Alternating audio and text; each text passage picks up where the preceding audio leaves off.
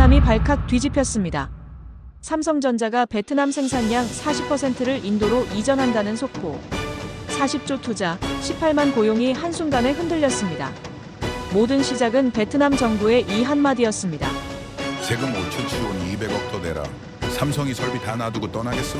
15년간 지켜온 약속을 일방적으로 바꾼 베트남의 오만함. 그 결과는 참혹했습니다. 그런데 삼성의 마지막 답변을 듣고 저는 눈물을 흘렸습니다. 노동자들에겐 죄가 없다. 복수 대신 온정을 택한 한국 기업. 베트남 총리실 직속 투자위원회 수석 조정관으로서 이 모든 과정을 지켜본 부위 민관의 그 충격적인 진실을 공개합니다. 영상을 보시면서 구독과 좋아요, 그리고 댓글에 화이팅 코리아를 적어주세요. 2026년 1월 모든 것이 끝난 지금에서야 저는 고백할 수 있습니다. 우리는 한국을 완전히 잘못 봤습니다. 18개월 전인 2024년 7월, 저는 베트남 총리실 직속 국가전략투자위원회 수석 조정관으로서 하노이, 청사 최고층 회의실에 앉아 있었습니다.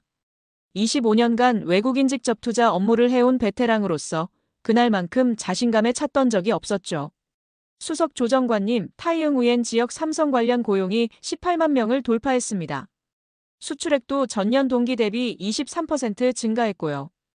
협력업체까지 포함하면 총 고용 효과가 35만 명에 달합니다. 부하 직원들이 보고하는 숫자마다 기록을 갈아치웠습니다. 40조 원 투자, 베트남 전체 수출의 25%, 북부 지역 제조업 고용의 60%.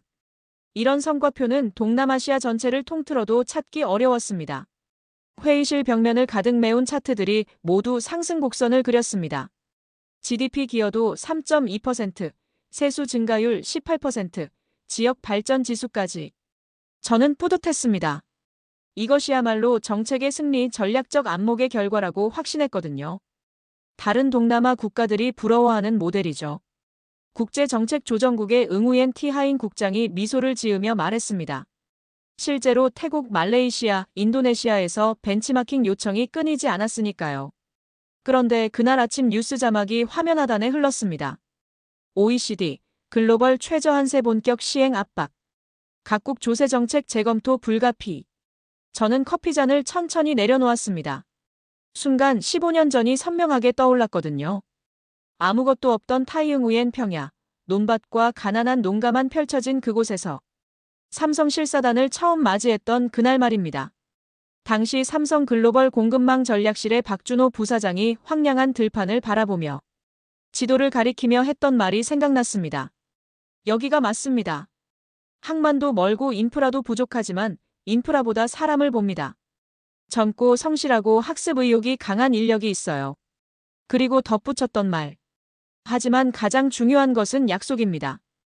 계약이 지켜진다는 믿음이죠. 그때는 그 말의 진짜 무게를 전혀 몰랐습니다. 계약서 한 장이 어떤 의미인지, 신뢰라는 게 얼마나 무서운 힘을 가졌는지 상상도 못했죠. 지금 돌이켜보면 그날이 모든 비극의 시작이었습니다. 회의실 창밖으로 보이는 하노이 시내, 그 너머 타이응우엔 방향을 바라보며 저는 알 수 없는 섬뜩함을 느꼈습니다. 완벽해 보이는 이 모든 숫자들이 사실은 종이 위에 약속 하나에 매달려 있다는 것을, 그리고 그 약속을 깨뜨리려는 움직임이 벌써 수면 위로 올라오고 있다는 것을. 하지만 그때 저는 몰랐습니다. 18개월 후 베트남 전체가 어떤 충격에 휩싸일지를, 삼성이라는 기업이 얼마나 무서운 상대인지를, 그리고 신뢰를 잃는다는 것이 얼마나 참혹한 결과를 가져오는지를. 회의가 끝난 뒤 저는 복도에서 국제정책조정국장 응우옌 티하인을 마주쳤습니다. 그녀는 주위를 살핀 후 낮은 목소리로 귀띔했습니다. 수석 조정관님, 총리실에서 세제 재검토가 본격화됐어요. 저는 걸음을 멈췄습니다. 어디까지요? 기존 계약도 예외 없다는 분위기예요. 글로벌 최저한세를 명분으로 해서. 순간 머리가 하얘졌습니다. 15년 전 삼성과 체결한 투자협정서가 떠올랐거든요. 법인세 10%, 15년 유지. 종이 한 장이지만 베트남 경제를 바꾼 마법 같은 문서였습니다. 위에서는 숫자만 봐요. 삼성이 40조를 투자했으니 어디 가지 못할 거라고. 하인의 말이 끝나기 전에 저는 속으로 답했습니다. 아니, 신뢰를 봐야 한다. 그날 오후 저는 혼자 차를 몰고 타이응우엔으로 향했습니다. 90분 거리의 드라이브 동안 계속 과거를 되짚어봤습니다. 2009년 글로벌 금융위기 직후였습니다. 외국 투자가 줄줄이 철수하던 시절 삼성은 오히려 베트남행을 결정했어요. 당시 저는 투자유치팀 과장이었고 삼성 실사단을 안내하는 게 제 역할이었습니다. 박준호 부사장은 깐깐했습니다. 전력, 물, 도로, 항만 모든 인프라를 꼼꼼히 점검했어요. 솔직히 당시 타이응우에는 보잘것없었습니다. 논밭뿐인 시골, 가장 가까운 항만까지 차로 3시간.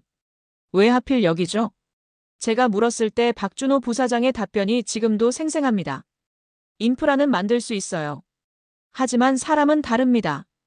이곳 사람들의 눈빛이 다르더군요. 배우려는 의지, 성실함이 보입니다. 그리고 계약 체결 직전 그가 했던 말. 가장 중요한 건 약속입니다. 15년간 법인세 10%. 이 조건이 지켜진다는 확신이 서야 투자를 결정할 수 있어요. 당시 기획투자부 장관이었던 보홍팍이 단언했습니다. 베트남 정부는 약속을 지킵니다. 계약은 신성합니다. 그렇게 시작된 삼성 투자였습니다. 이제 타이응우에는 완전히 달라졌습니다. 4차선 도로가 뚫리고 현대식 공장단지가 들어서고 수만 명이 일하는 산업도시가 됐어요. 농민의 아들딸들이 기술자가 되고 가난한 마을이 번영하는 도시로 변했습니다. 하지만 지금 중앙에서는 다르게 계산하고 있었습니다.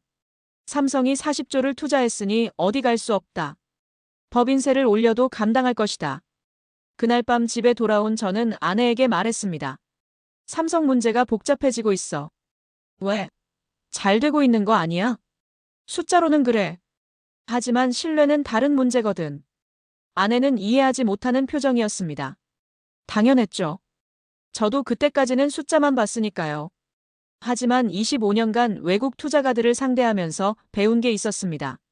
글로벌 기업들은 수익률보다 예측 가능성을 중시한다는 것. 약속이 지켜지지 않으면 아무리 좋은 조건이라도 떠난다는 것.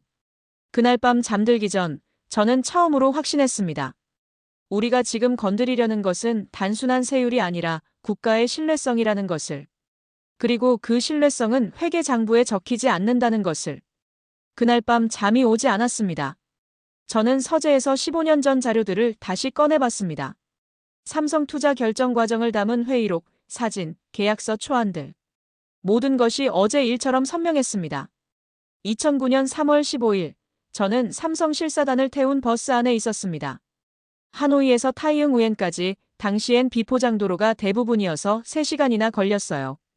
창밖으로는 끝없는 논밭과 물소들, 진흙집들이 펼쳐졌습니다. 솔직히 부끄러웠어요.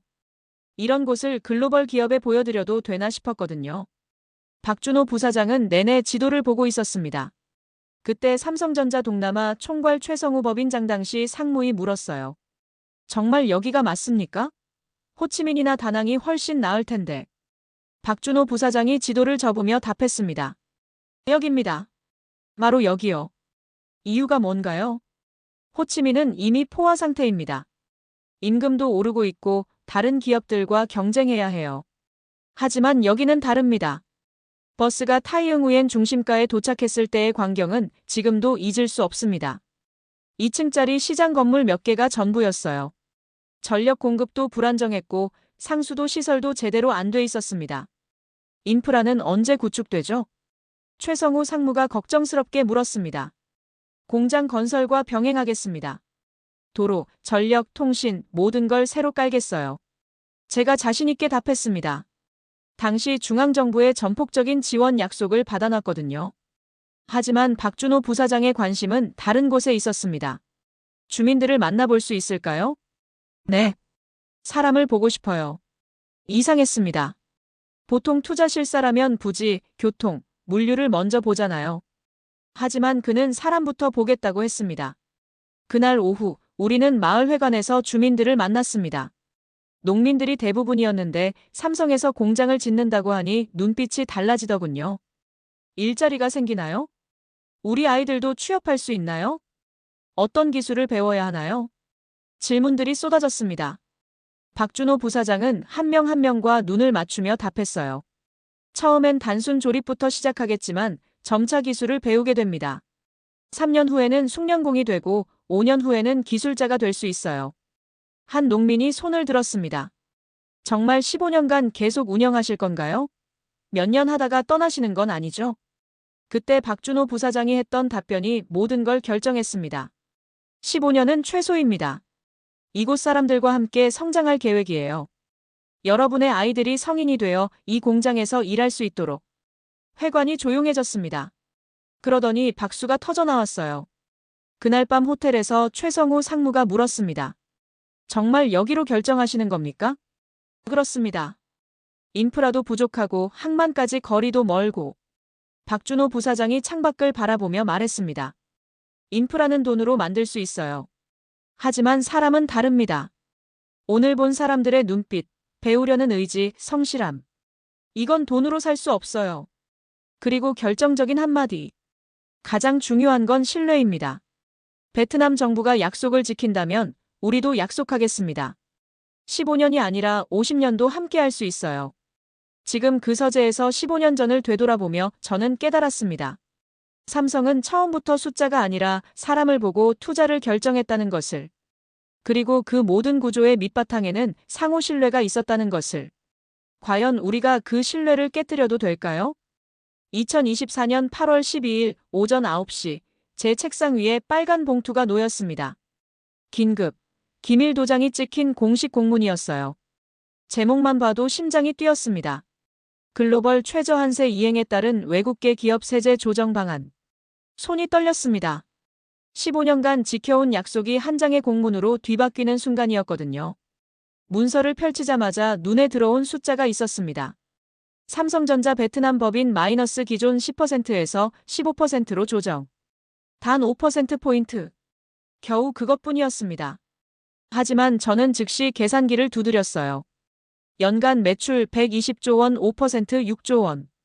한국 돈으로 5,200억 원. 숫자는 명확했습니다.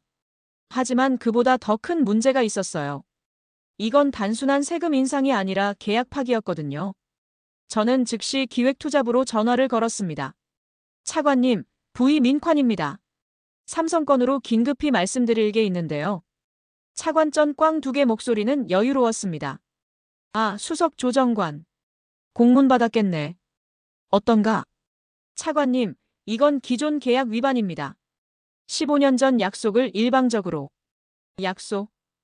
그가 웃었습니다. 자네, 지금이 2009년인가? 글로벌 상황이 바뀌었어. OECD에서 압박하고 있고 우리만 예외일 순 없지 않나. 하지만 삼성 입장에서는 삼성이 어디 가겠나? 40조 투자했는데 5,200억 정도야 충분히 감당할 거야. 전화를 끊고 난 후 저는 머리를 감쌌습니다. 25년간 외국 투자가들을 다뤄본 경험상 이건 재앙의 시작이었거든요. 그날 오후 저는 삼성 베트남 법인에 직접 가야 했습니다. 이 소식을 전달하는 게 제 임무였으니까요. 타이응우엔으로 가는 길, 차창 밖 풍경이 15년 전과는 완전히 달라져 있었습니다. 4차선 고속도로, 현대식 공장들, 신도시. 모든 게 삼성투자 이후 생긴 것들이었어요. 삼성 본사 건물 앞에 도착했을 때 마치 시간여행을 한 기분이었습니다. 15년 전 논밭이던 자리에 이제는 거대한 산업단지가 펼쳐져 있었거든요. 로비에서 최성우 법인장 현재 사장급을 기다리며 주변을 둘러봤습니다. 벽면에는 함께 성장하는 파트너십이라는 슬로건이 걸려 있었어요. 그 아래로는 15년간의 성과 사진들이 전시돼 있었습니다. 2009년 기공식, 2011년 첫 제품 출하, 2015년 고용 5만 명 달성, 2020년 협력업체 500개 돌파. 각각의 사진마다 저도 함께 있었어요. 정부 대표로 참석해서 축사도 하고 테이프 커팅도 하고 그때마다 영원한 파트너십을 약속했었는데 최성우 사장이 나타났습니다. 15년 전 그 상무가 이제는 백발이 섞인 중년이 돼 있었어요. 수석 조정관님, 오랜만입니다. 사장님, 안녕하세요. 회의실로 이동하며 그가 물었습니다. 혹시 세제 관련 건인가요? 저는 고개를 끄덕였습니다. 거짓말할 수 없었어요. 예상했습니다. 글로벌 최저한세 이슈가 불거진 이후로 계속 준비하고 있었거든요. 회의실에 앉아 공문을 건네는 순간 저는 15년간의 신뢰가 무너지는 소리를 들었습니다. 최성우 사장은 문서를 꼼꼼히 읽어봤어요. 표정 변화는 없었지만 손가락이 미세하게 떨리는 게 보였습니다. 5%포인트 인상이군요. 네, 그렇습니다. 언제부터 적용되나요? 내년 1월부터입니다. 길고 긴 침묵이 흘렀습니다. 그러더니 그가 조용히 물었어요. 수석 조정관님 개인 의견은 어떠신지요? 순간 목이 메었습니다. 정부 공식 입장과 제 개인적 생각이 정면으로 충돌하는 순간이었거든요. 죄송합니다. 그것밖에 할 수 있는 말이 없었습니다. 최성우 사장이 창밖을 바라보며 말했습니다. 15년 전 약속하셨잖아요. 신뢰가 가장 중요하다고. 그 말이 가슴을 찔렀습니다. 그때 제가 몰랐던 건 이 순간부터 모든 것이 돌이킬 수 없이 바뀌기 시작한다는 것이었습니다. 그날 오후 5시 기획투자부 대회의실에서 긴급회의가 열렸습니다. 참석자는 차관급 이상 핵심 라인들이었어요. 저는 삼성 측 반응을 보고해야 했습니다. 어떻더가? 차관전 꽝두기 여유로운 표정으로 물었습니다. 특별한 반응은 없었습니다. 검토하겠다고만. 그것 봐. 별일 아니야. 회의실 분위기는 낙관적이었습니다.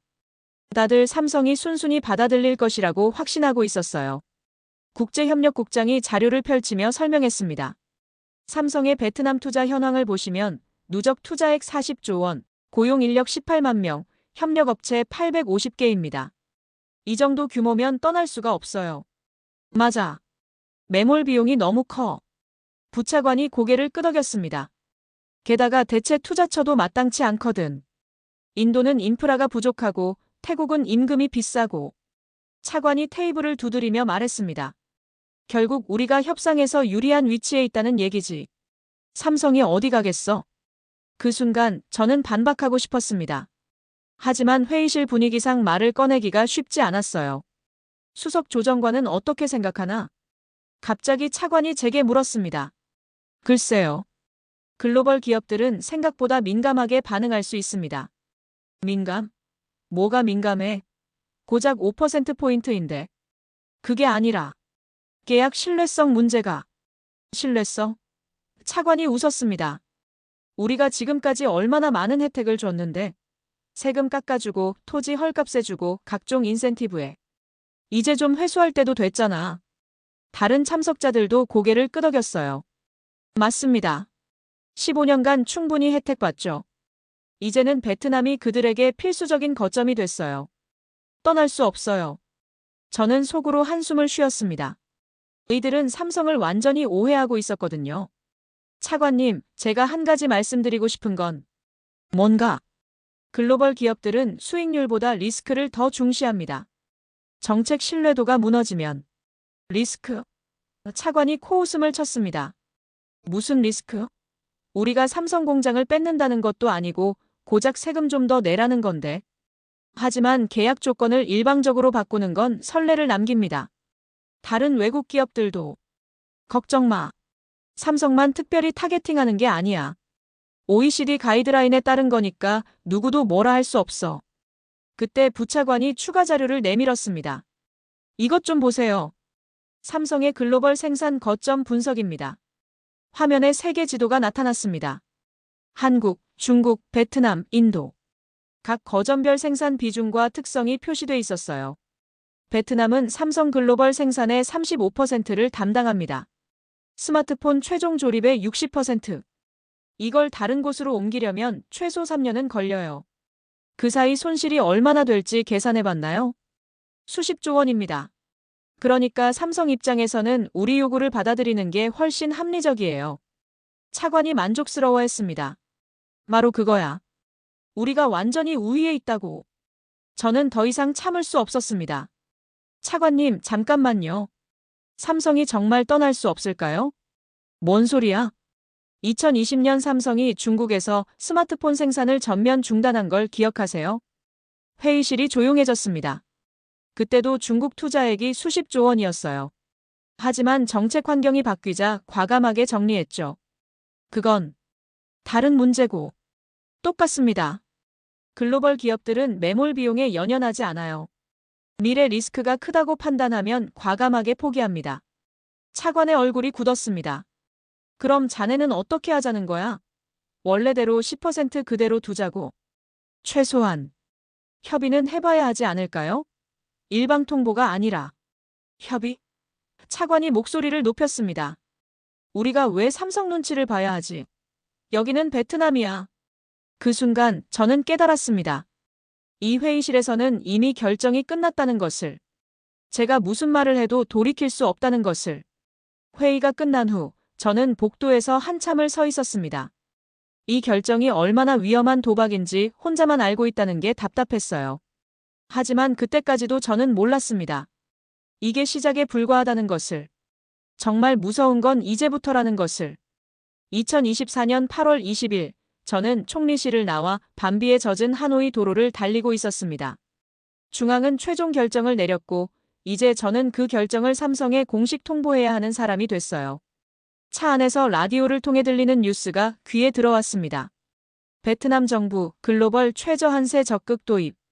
외국 기업 세제 혜택 재조정 예정. 이미 언론에 흘러나간 거였어요. 삼성도 당연히 알고 있을 테고 이제 공식 문서로 확정짓는 일만 남았습니다. 핸드폰이 울렸습니다. 최성우 사장이었어요. 수석 조정관님, 뉴스 보셨나요? 네, 봤습니다. 정말 확정인가요? 저는 잠깐 망설였습니다. 이 통화가 끝나는 순간 15년 파트너십이 완전히 다른 국면으로 접어든다는 걸 알았거든요. 내일 오전에 공식 문서를 전달드리겠습니다. 알겠습니다. 내부 회의를 소집해야겠네요. 전화가 끊어진 후 저는 차를 길가에 세웠습니다. 머릿속에 두 개의 세계가 겹쳐 보였거든요. 하나는 몇 시간 전 회의실 풍경. 숫자와 논리로 가득한 공간에서 삼성이 어디 가겠나? 라며 웃던 사람들. 다른 하나는 타이응우엔 공장 풍경. 18만 명이 매일 출근해서 일하는 거대한 생산 라인. 그들 하나하나가 가족을 부양하고 꿈을 키우고 미래를 준비하는 사람들. 그날 밤 집에서 저는 삼성에 보낼 공식 입장문을 작성했습니다. 단어 하나하나가 무겁게 느껴졌어요. 베트남 정부는 글로벌 최저한세 이행에 따른 불가피한 조치로서 기존 투자 협정 조건의 부분 수정을 2025년 1월 1일부터 시행. 법무팀에서 올려준 초안이었지만 저는 계속 고쳤습니다. 최대한 부드럽게, 최대한 이해를 구하는 방향으로. 하지만 아무리 포장해도 본질은 바뀌지 않았어요. 우리가 약속을 깨고 있다는 것. 다음 날 오전 10시, 저는 삼성 베트남 법인 회의실에 앉아 있었습니다. 최성우 사장 외에도 글로벌 전략실의 박준호 부사장, 현지 법무팀, 재무팀이 모두 참석했어요. 공식 문서를 건네는 순간 회의실 공기가 차가워졌습니다. 박준호 부사장이 문서를 꼼꼼히 읽어본 후 물었습니다. 협의 과정은 없었나요? 정부 내부에서 충분히 검토했습니다. 삼성의 의견을 묻는 과정 말입니다. 저는 할 말이 없었습니다. 실제로는 일방 통보였으니까요. 최성우 사장이 조용히 말했습니다. 15년 전 계약 체결할 때 베트남 정부는 약속은 신성하다고 하셨습니다. 상황이 달라졌습니다. 국제적 압력이. 상황이 달라지면 약속을 바꿔도 되는 건가요? 그 질문에 저는 답할 수 없었습니다. 박준호 부사장이 이어서 물었어요. 혹시 이것이 삼성만의 문제인가요? 다른 외국 기업들도 모든 기업에 동일하게 적용됩니다. 그렇다면 베트남 정부는 앞으로도 필요에 따라 기존 계약을 수정할 수 있다는 뜻으로 이해하면 되겠네요. 순간 등골이 서늘해졌습니다. 그의 말 속에 담긴 진짜 의미를 알아챘거든요. 이건 단순한 세금 문제가 아니라 베트남의 계약 신뢰도 전체에 관한 문제라는 것. 그런 의도는 아닙니다. 하지만 결과적으로는 그렇게 보일 수밖에 없지 않나요? 최성우 사장이 창밖을 바라보며 말했습니다. 15년간 함께 해오면서 이런 방식으로 통보받을 줄은 몰랐습니다. 그 말이 가장 아팠습니다. 15년간 쌓아온 신뢰가 한 장의 공문으로 무너지는 것을 목격하는 기분이었거든요. 회의가 끝난 후 박준호 부사장이 저를 따로 불렀습니다. 수석 조정관님, 개인적으로 여쭙고 싶은 게 있습니다. 네. 혹시 내부에서 이 결정에 반대 의견은 없었나요? 저는 잠깐 망설였습니다. 공직자로서는 정부 입장을 대변해야 했지만 인간적으로는 솔직하고 싶었어요. 있었습니다. 그런데도 밀고 나간 거군요. 네.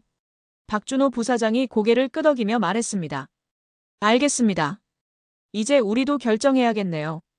그 말의 의미를 그때는 정확히 몰랐습니다. 하지만 지금 돌이켜보면 그 순간 삼성도 돌이킬 수 없는 선택의 문턱을 넘어섰다는 걸 알 수 있어요. 저는 그날 오후 내내 불안했습니다. 뭔가 크게 잘못되고 있다는 직감이 들었거든요. 하지만 이미 너무 늦었습니다. 경고의 문턱을 넘어선 우리는 이제 예측할 수 없는 결과와 마주해야 했습니다. 9월 초 저는 타이응우엔 산업단지로 정례 현장 점검을 나갔습니다. 매월 하던 일이었지만 이번엔 심정이 달랐어요. 세제 변경 소식이 현장에 어떤 영향을 미치고 있는지 직접 확인해야 했거든요. 오전 9시 삼성 1공장 앞에 도착했을 때의 풍경은 여전히 웅장했습니다. 거대한 건물들, 끊임없이 오가는 트럭들, 교대 시간에 맞춰 출입하는 수만 명의 직원들. 하지만 뭔가 달랐어요. 분위기가 예전 같지 않았습니다. 생산 라인을 둘러보던 중 저는 레티린 반장을 만났습니다. 29세의 젊은 여성으로 5년 전부터 스마트폰 최종 조립 라인을 담당하고 있었어요. 안녕하세요, 국장님. 그녀가 인사했지만 미소를 유지하려 애쓰는 게 눈에 보였습니다. 린 씨, 요즘 어떠세요? 라인 상황은? 네. 괜찮습니다. 그런데 잠깐 후 그녀가 조심스럽게 말을 꺼냈어요. 국장님, 요즘 잔업이 줄었어요. 잔업이요? 예. 8월부터 갑자기. 전에는 매일 2-3시간씩 잔업이 있었는데 요즘은 주 2-3회 정도만. 간단한 말이었지만 그 속에 담긴 의미는 무거웠습니다. 잔업 감소는 생산량 축소를 의미했고 그것은 곧 직원들의 실수령액 감소로 이어지거든요. 혹시 뭔가 문제가 있는 건가요? 린의 눈빛에 불안이 서려 있었습니다. 아니요, 괜찮을 거예요. 저는 거짓말을 했습니다. 정확히는 제가 확신할 수 없었어요. 점심시간 저는 산업단지 내 식당가에서 팜 응옥롱 회장을 만났습니다. 63세인 그는 삼성 1차 협력업체 연합회장으로 15년간 삼성과 함께 성장해온 대표적 인물이었어요. 국장님 오셨군요. 그의 얼굴은 여느 때와 달리 어두웠습니다. 회장님, 무슨 일 있으세요? 솔직히 말하면 걱정이 많습니다. 그가 서류 가방에서 두툼한 파일을 꺼냈어요. 이걸 좀 보세요. 파일을 열어보니 은행 대출 상환 일정표가 나왔습니다. 협력업체들의 장비 구입, 공장 확장에 따른 대출 현황이었어요. 총 대출액이 1,200억 동입니다. 매월 상환액만 50억 동이고요. 상환에 문제가 있나요? 지금은 없습니다. 하지만 그가 다른 페이지를 넘겼습니다. 삼성 물량이 20%만 줄어도 우리는 끝입니다. 50개 협력업체 중 30개가 즉시 위험에 빠져요. 숫자로만 보던 것들이 갑자기 구체적인 얼굴을 갖기 시작했습니다. 혹시 삼성에서 뭔가 신호를 보냈나요? 직접적으로는 없어요. 하지만 분위기가 예전 같지 않다는 걸 느낍니다. 그가 목소리를 낮췄어요. 8월 말부터 신규 투자 계획들이 하나둘씩 연기되고 있어요. 재검토 중이라고 하는데 오후에는 도심으로 나가 일반 상권을 둘러봤습니다. 삼성 공장 근처에 형성된 상가들, 식당들, 아파트 단지들. 모두 18만 직원들의 소비를 바탕으로 번영하는 곳들이었어요. 부동산 중개업소 사장 도 반중 씨 48세를 만났습니다. 국장님, 요즘 이상해요. 뭐가 이상한가요? 8월부터 갑자기 매물 문의가 늘었어요. 특히 삼성 직원들이. 그가 컴퓨터 화면을 보여줬습니다. 전월 대비 매물 등록이 30% 증가했고 가격도 5-10% 떨어지고 있어요. 왜 그럴까요? 글쎄요. 소문인지 사실인지는 모르겠는데 삼성에서 구조조정이 있을 거라는 얘기가. 저는 가슴이 철렁했습니다. 아직 공식적으로는 아무것도 발표되지 않았는데 벌써 현장에서는 불안감이 확산되고 있었던 거예요. 저녁 시간, 저는 린 반장과 다시 만났습니다. 개인적으로 커피를 마시며 이야기해보고 싶었거든요. 린 씨, 솔직히 말해주세요. 현장 분위기가 어떤가요? 그녀는 잠깐 망설이더니 말했습니다. 무서워요. 뭐가요? 언제 우리를 보내실지. 다들 그런 걱정을 해요. 보낸다는 얘기는 들었어요? 아니요. 하지만 느낌이 달라져요. 예전에는 우리가 꼭 필요한 사람들이라는 느낌이었는데 요즘은. 그녀가 말을 잇지 못했습니다. 요즘은요? 언제든 대체 가능한 사람들 같아요. 그날 밤 하노이로 돌아오는 길, 저는 복잡한 심정이었습니다. 정책실에서 보던 숫자들과 현장의 현실이 이렇게 다를 줄 몰랐거든요. 레티린의 불안한 눈빛, 팜 응옥롱의 상환 일정표, 도반중의 부동산 통계. 이들은 모두 이번 정책 변경의 직접적 피해자가 될 사람들이었어요.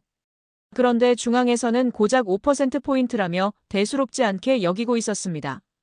그때 저는 깨달았어요. 이 싸움의 진짜 이해관계자는 정부도 삼성도 아니라는 것을. 바로 이런 평범한 사람들이라는 것을. 하지만 이미 시작된 일을 되돌릴 방법은 보이지 않았습니다. 9월 중순, 이상할 정도로 조용했습니다. 삼성은 세제 변경 통보 이후 한 달간 아무런 공개적 반응을 보이지 않았어요. 언론 성명도 없고 공개 항의도 없고 심지어 비공식 불만 표출조차 없었습니다. 기획투자부 1일 브리핑에서 차관전 꽝 두기 만족스러워했어요. 봐라, 결국 받아들이잖아. 내가 뭐라고 했나? 역시 차관님 판단이 맞았습니다. 참모들이 추켜 세웠습니다. 삼성이 40조 투자하고도 5,200억 때문에 떠날 리 없어요. 회의실에는 웃음이 오갔습니다. 모두들 이 침묵을 굴복으로 해석하고 있었거든요. 하지만 저는 점점 더 불안해졌습니다. 25년간 글로벌 기업들을 상대해본 경험상 진짜 화난 기업일수록 조용하다는 걸 알았거든요. 소란 피우고 항의하는 기업은 협상 의지가 있다는 뜻입니다. 하지만 아예 침묵하는 기업은 다른 대안을 찾고 있다는 신호예요.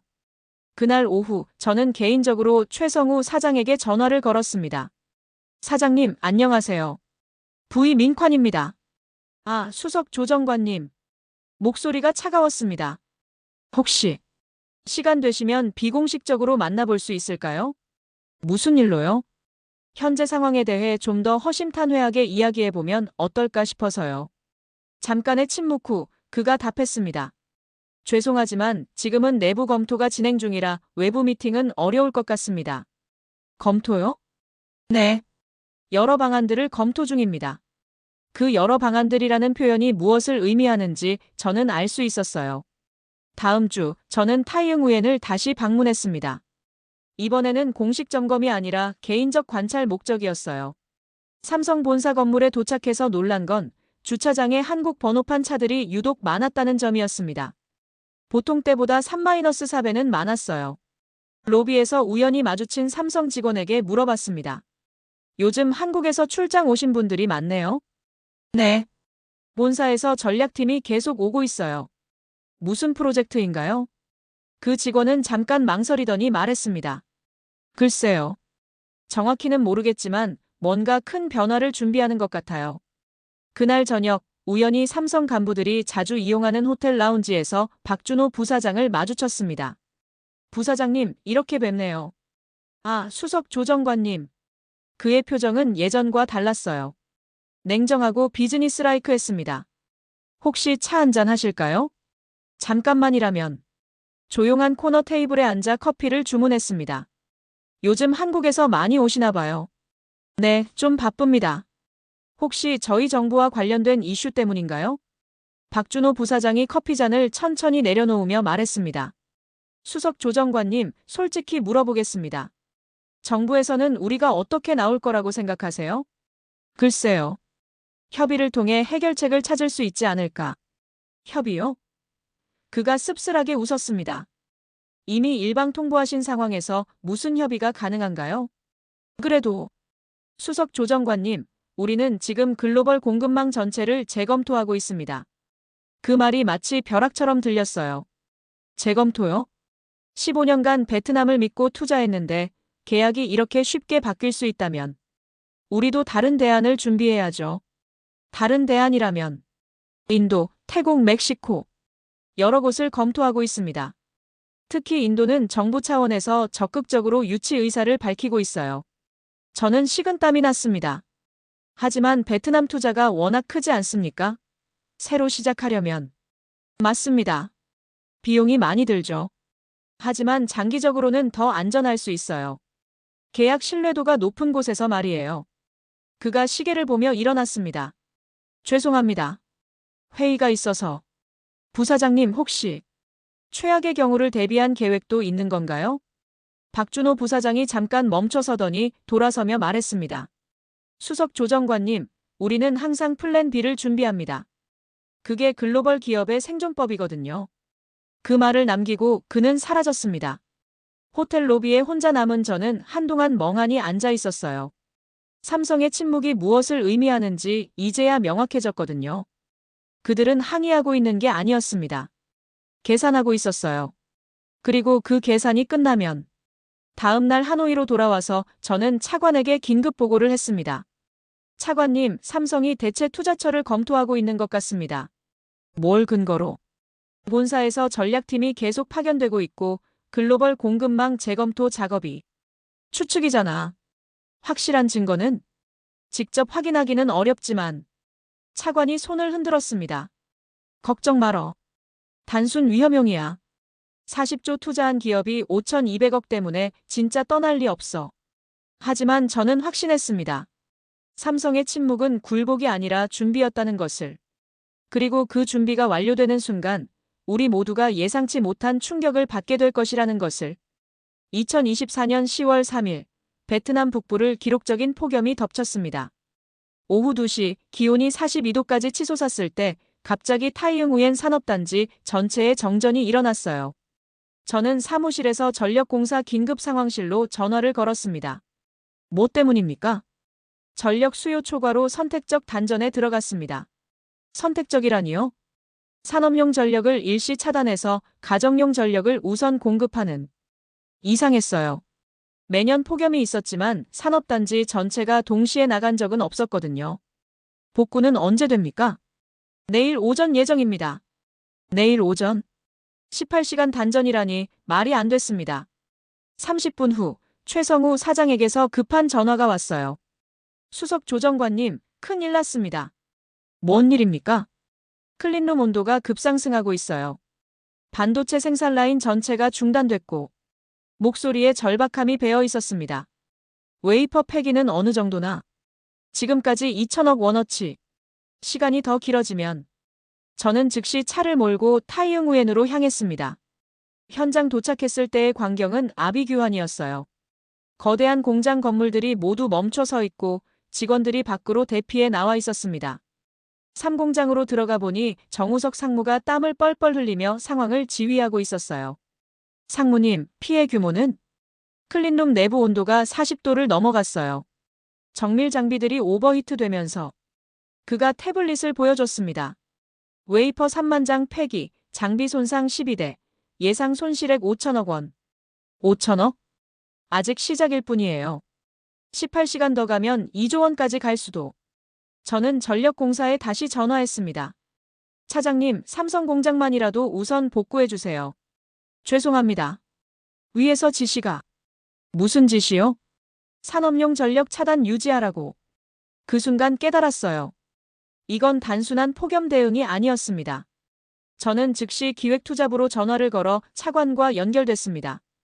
차관님, 혹시 단전 지시 내리신 거 아닙니까? 뭔 소리야? 삼성 공장이 18시간째 멈춰 있는데. 아, 그거. 전력 부족으로 어쩔 수 없이. 차관님, 이건 명백한 압박 아닙니까? 전화 너머가 조용했습니다. 자네가 너무 예민하게 받아들이는 거 아냐? 그날 밤 9시, 저는 삼성 임시대책본부에 있었습니다. 촛불과 손전등으로만 밝혀진 회의실에서 긴급회의가 열리고 있었어요. 최성우 사장의 얼굴은 차가웠습니다. 15년간 이런 일은 없었습니다. 단순 사고일 수도. 박준호 부사장이 끼어들었어요. 수석 조정관님, 우연히 세제 변경 발표 후 2개월 만에 이런 일이 일어났다고 생각하세요? 할 말이 없었어요. 지금 손실만 7천억 원입니다. 납기 지연으로 글로벌 고객사들에 배상해야 할 금액까지 치면 숫자를 들을수록 아찔했습니다. 다음 날 오전 10시 전력이 복구됐지만 이미 돌이킬 수 없는 일이 벌어진 후였어요. 복구 작업을 지켜보며 정우석 상무가 말했습니다. 18시간 단전으로 잃은 건 돈만이 아니에요. 그럼 뭐죠? 신뢰입니다. 고객사들이 이제 우리 공장을 믿을 수 있을까요? 그 말이 뼈에 사무쳤습니다. 단전 사건 이후 분위기는 완전히 달라졌어요. 삼성 측 태도가 냉랭해졌고 정부 내부에서도 좀 과했다는 목소리가 나왔습니다. 하지만 차관은 여전했어요. 이 정도 압박은 필요해. 계약 재협상 의지를 보여주지 않으면. 저는 그때 확신했습니다. 우리가 선을 넘었다는 것을. 그리고 그 대가는 상상보다 훨씬 클 것이라는 것을. 단전 사건 이후 일주일, 균열이 빠르게 번지기 시작했습니다. 가장 먼저 신호가 온 곳은 협력업체들이었어요. 팜응옥 롱 회장에게서 다급한 전화가 왔습니다. 국장님, 은행에서 갑자기 대출 조기 상환을 요구했어요. 무슨 이유로요? 삼성 리스크 때문이라고. 담보 가치가 떨어졌다면서. 협력업체들의 공장과 장비는 모두 삼성 물량을 담보로 대출받은 것들이었어요. 삼성투자 불안설이 퍼지자 은행들이 한꺼번에 대출 회수에 나선 겁니다. 얼마나 많은 업체가 영향받고 있나요? 50개 업체 중 30개가 동시에 통보받았어요. 총 1,200억 동 규모. 이튿날 부동산 시장에도 충격파가 왔습니다. 타이응우엔 부동산 중개업소 사장 도 반중이 급한 목소리로 보고했어요. 국장님, 아파트 가격이 급락하고 있어요. 단 일주일 만에 20% 이상. 20%라니요? 삼성 직원들이 집을 팔려고 줄을 서고 있어요. 반면 사려는 사람은 없고. 거품이 한순간에 꺼지는 모습이었습니다. 15년간 삼성 호재로 오른 집값이 역으로 삼성 리스크로 폭락한 거예요. 소비시장도 얼어붙었습니다. 타이응우엔 중심가의 대형 쇼핑몰 매니저가 전화를 걸어왔어요. 매출이 전월 대비 40% 떨어졌습니다. 삼성 직원들이 소비를 완전히 줄였어요. 식당, 카페, 의료기관까지. 18만 직원의 소비에 의존하던 모든 업종이 타격을 받았습니다. 더 충격적인 건 중앙정부의 반응이었어요. 기획투자부 긴급회의에서 차관전 꽝둑은 여전히 낙관적이었습니다.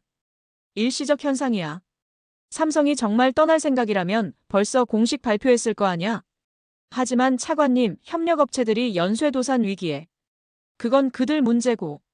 우리가 해결해줄 이유는 없어. 국제정책조정국장 응우엔 티 하인이 다른 자료를 내밀었습니다. 차관님, 이걸 보시죠. 글로벌 신용평가사들이 베트남 투자 환경을 재검토하기 시작했어요. 뭐? 무디스에서 베트남 외국인 투자 신뢰도를 검토 대상으로 분류했고요. S&P는 정책 일관성 항목에서 평가를 낮췄어요. 이제 파급 효과가 삼성을 넘어 베트남 전체로 번지고 있었습니다. 다른 외국 기업들도 움직이기 시작했어요. 일본 도요타에서 계약 조건 재검토 공문을 보내왔고 독일 지멘스는 신규 투자 재평가 입장을 밝혔습니다. 차관님, 이제 삼성만의 문제가 아닙니다. 다른 외국 기업들도. 과민 반응이야. 시간 지나면 괜찮아질 거야. 하지만 저는 알고 있었어요. 신뢰는 순식간에 무너지지만 회복에는 수년이 걸린다는 것을. 그날 오후, 저는 혼자 타이응우엔을 다시 방문했습니다. 거리 곳곳에 임대, 매매 현수막이 걸려 있었어요. 문 닫은 상점들도 늘었고 사람들 표정도 어두웠습니다. 레티린 반장을 다시 만났는데 그녀는 울고 있었어요. 국장님, 정말 우리가 집으로 돌아가야 하나요? 아직 확정된 건 없어요. 하지만 다들 고향으로 돌아갈 준비하고 있어요. 15년 동안 쌓은 게 하루아침에. 그 순간 제 가슴이 먹먹해졌습니다. 정책실에서 보던 숫자들 뒤에 이런 사람들이 있다는 걸 실감했거든요. 집으로 돌아오는 길에 아내가 물었습니다. 여보, 정말 삼성이 떠날까? 모르겠어. 우리 집값도 떨어질까? 아이들 학교는? 우리 가족도 삼성 경제권 안에 살고 있었어요. 제 월급만으로는 지금 생활을 유지할 수 없었거든요. 그날 밤 잠자리에서 저는 처음으로 공포를 느꼈습니다. 이제 적들이 사무실 밖에서도 우리를 포위하고 있다는 것을. 구조적 리스크가 베트남 전체를 덮치고 있다는 것을. 하지만 더 무서운 건 차관이 여전히 상황의 심각성을 모르고 있다는 점이었어요. 도미노는 이제 막 시작일 뿐이었습니다. 2024년 11월 15일 오전 9시 30분. 국가전략투자위원회 1일 브리핑이 막 시작되려던 순간 제 핸드폰에 속보 알람이 울렸습니다. 삼성전자 베트남 생산량 40% 인도 이전 확정. 손에서 태블릿이 미끄러져 떨어졌어요. 화면이 깨지는 소리와 함께 회의실이 얼어붙었습니다. 뭐라고 나왔나? 차관전 꽝둑이 다급하게 물었습니다. 저는 떨리는 목소리로 읽어줬어요. 삼성전자는 공급망 다변화 전략에 따라 베트남 타이응우엔 공장 생산량의 40%를 인도, 첸나이 신공장으로 이전한다고 발표했습니다. 40%? 스마트폰 최종 조립 라인 12개 중 5개, 관련 고용 7만 2천 명. 숫자는 명확하고 잔혹했습니다. 차관이 벌떡 일어났어요. 이게 말이 되나? 갑자기. 하지만 이건 갑작스런 일이 아니었어요. 2개월간의 침묵 속에서 차근차근 준비된 것이었습니다. 10분 후 총리실에서 긴급 소집 명령이 떨어졌어요. 제가 책임자로 즉시 상황을 보고해야 했습니다. 총리실로 향하는 차 안에서 계속 전화가 울렸어요. 협력업체연합회장 팜응욱 롱 국장님, 우리는 어떻게 됩니까? 부동산업계 집값이 1시간 만에 30% 더 떨어졌어요. 타이응우엔 시장 시민들이 시청 앞에 몰려들고 있습니다. 총리실 회의실은 아비규환이었어요. 각 부처 장관들이 난리가 난 상황이었습니다. 이게 도대체 어떻게 된 일인가? 총리가 화를 내며 물었습니다. 차관이 변명을 늘어놨어요. 갑작스럽게. 사전 협의도 없이. 사전 협의? 저는 참을 수 없었습니다. 우리가 먼저 일방 통보했잖아요. 회의실이 조용해졌습니다. 총리가 저를 바라봤어요. 수석 조정관, 자네 견해는 어떤가? 이미 예상된 일이었습니다. 계약 신뢰를 깨면 이런 결과가. 차관이 끼어들었어요.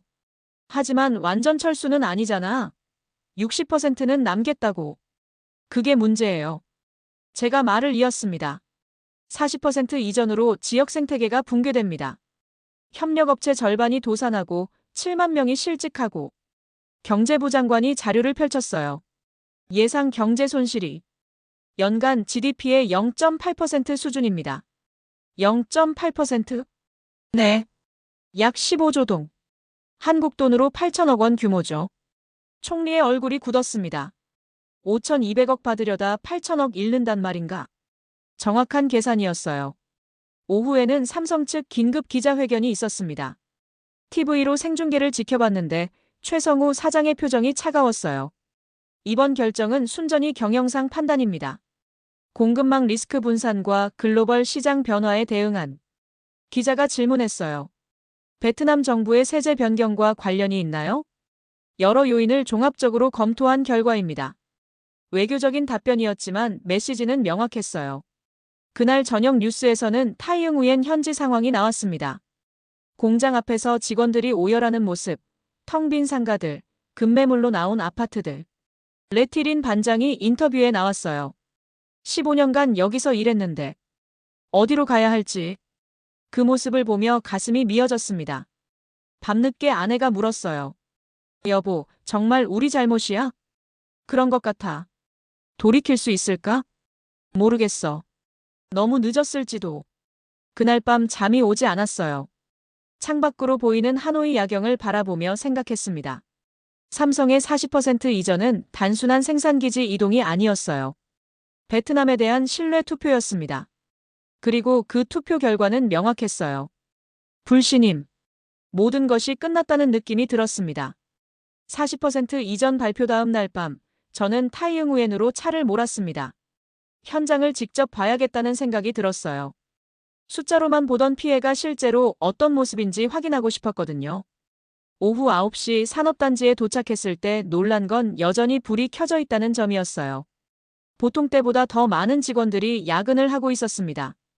공장 정문 앞에서 레티린 반장을 만났습니다. 그녀 눈은 퉁퉁 부어 있었어요. 린 씨, 왜 이렇게 늦게까지? 마지막이니까요. 할 수 있을 때까지 최선을 다하려고. 마지막이라뇨? 다음 주부터 우리 라인이 단계적으로 중단돼요. 3개월 안에 완전 정리될 거라고. 그녀가 공장 쪽을 바라보며 말했습니다. 15년 동안 매일 출근했던 곳인데 이제 없어진다니. 주변에 다른 직원들도 모여들었어요. 모두들 눈물을 글썽이고 있었습니다. 국장님, 정말 우리 잘못인가요?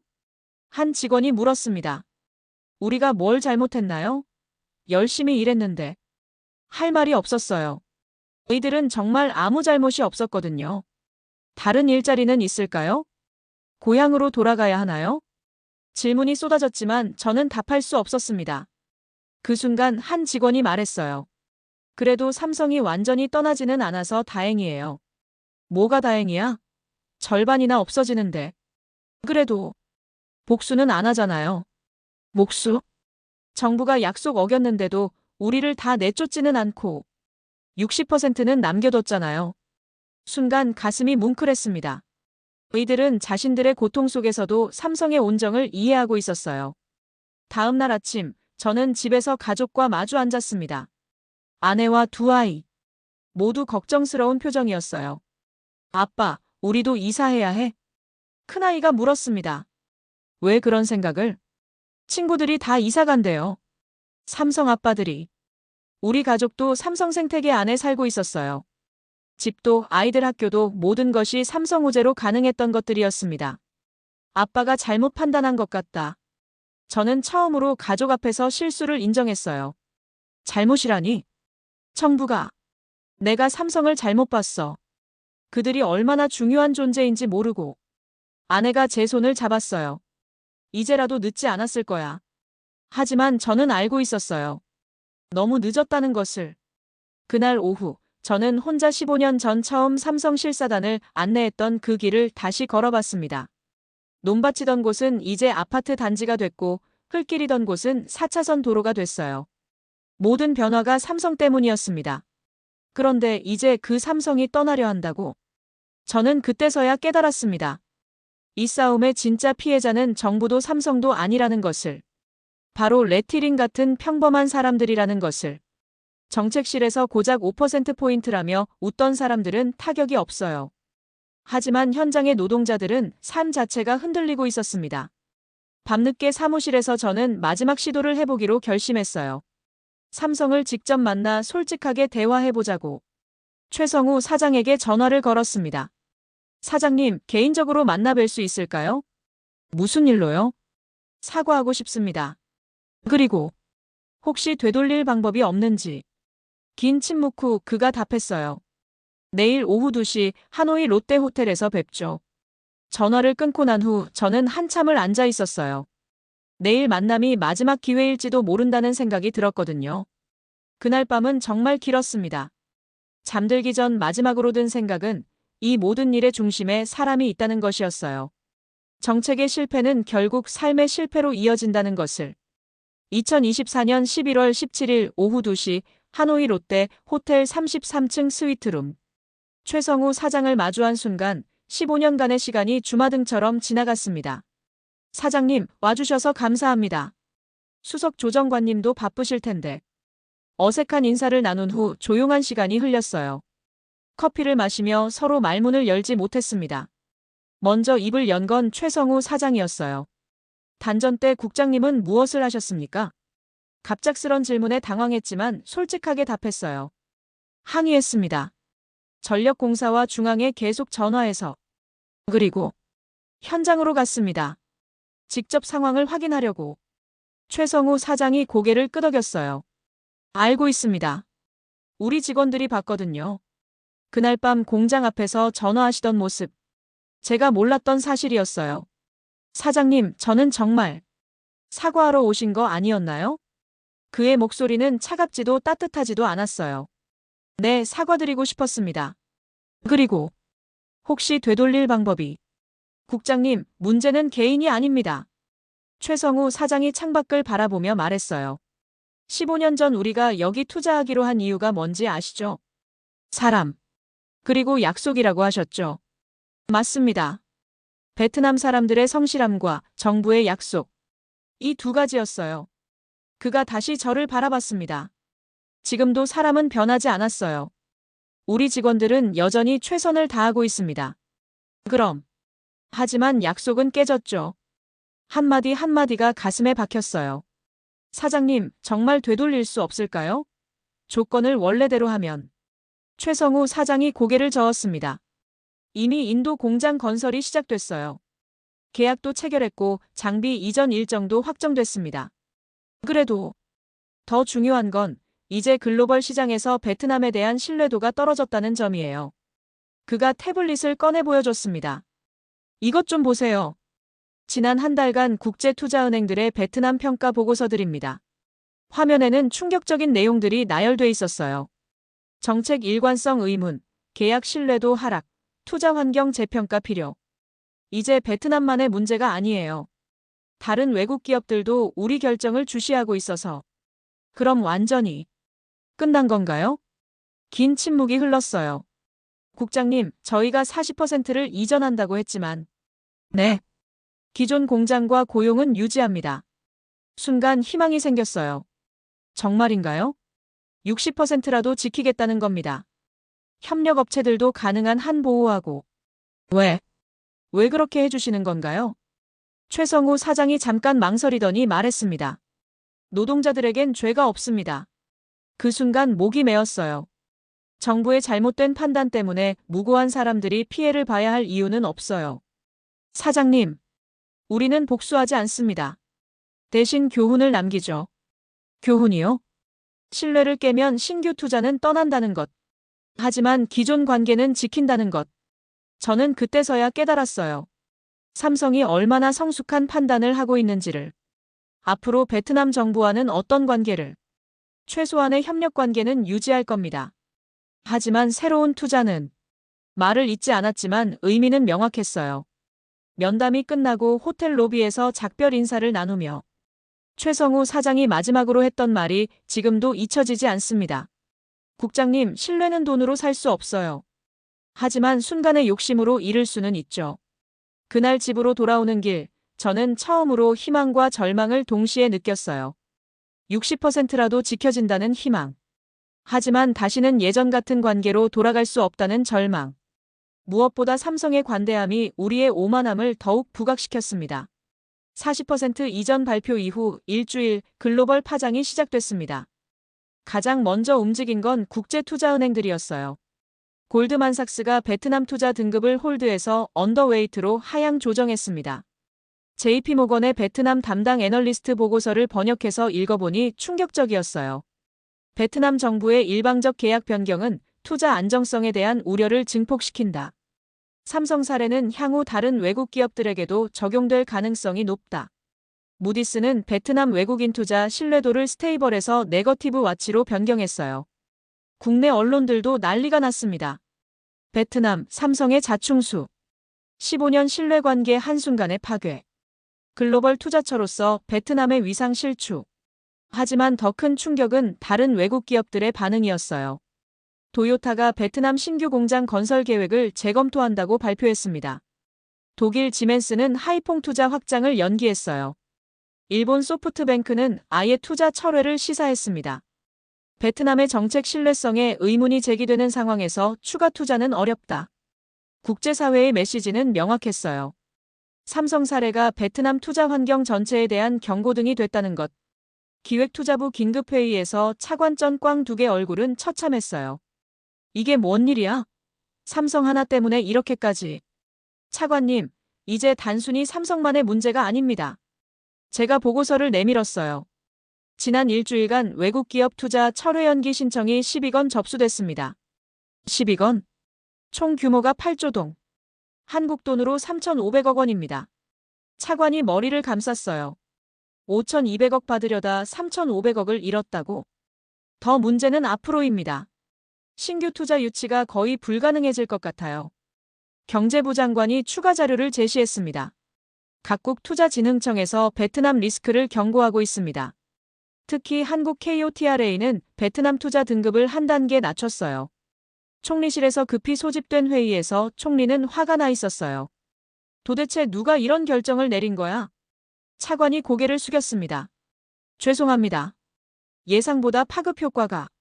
예상을 못했다고? 25년간 이 일을 해온 사람들이? 총리가 저를 바라봤어요. 수석 조정관, 자네는 어떻게 생각하나? 복구하기 어려울 것 같습니다. 왜? 신뢰는 쌓는데 수년이 걸리지만 무너지는 건 순간이거든요. 그날 오후, 저는 삼성의 공식 입장 발표를 TV로 지켜봤습니다. 최성우 사장이 기자회견에서 말한 내용이 인상적이었어요. 우리는 베트남에 대해 원망하지 않습니다. 15년간 함께한 소중한 파트너니까요. 하지만 기업으로서는 리스크 관리를 해야 합니다. 공급망 다변화는 불가피한 선택이었어요. 기존 직원들과 협력업체는 최대한 보호하겠습니다. 의들에게는 아무 잘못이 없으니까요. 복수 대신 배려를 택한 삼성의 태도가 오히려 우리의 잘못을 더 부각시켰어요. 그날 밤 집에서 뉴스를 보던 아내가 말했습니다. 여보, 삼성이 정말 대단한 것 같아. 왜? 화낼만도 한데. 오히려 직원들 생각해주고. 그래서 더 부끄러워. 부끄럽다고. 우리가 얼마나 작게 생각했는지 알겠거든. 한국 기업들이 얼마나 성숙한지도. 그 순간 깨달았어요. 이번 사건으로 드러난 건 베트남의 한계가 아니라 한국의 품격이었다는 것을. 삼성은 우리에게 교훈을 남겼습니다. 힘으로 밀어붙이는 것보다 원칙을 지키는 것이 더 강하다는 교훈을. 복수보다 관용이 더 큰 울림을 준다는 교훈을. 하지만 그 교훈의 대가는 너무 컸어요. 5,200억의 욕심이 수조 원의 신뢰를 날려버렸습니다. 이제 베트남은 새로운 현실과 마주해야 했어요. 한 번 깨진 신뢰를 회복하는 긴 여정을. 2026년 1월 29일 오늘. 창밖으로 타이응우엔 공장의 간판이 여전히 보입니다. 돌아가는 생산 라인, 출근하는 노동자들. 모든 것이 예전 같지는 않지만 완전히 무너지지도 않았어요. 18개월 전 40% 이전 충격 이후 베트남은 많은 것을 잃었습니다. 외국인 직접 투자는 전년 대비 35% 감소했어요. 베트남 리스크라는 신조어가 투자업계에 정착됐습니다. 국제신용 등급도 한 단계 하락했고요.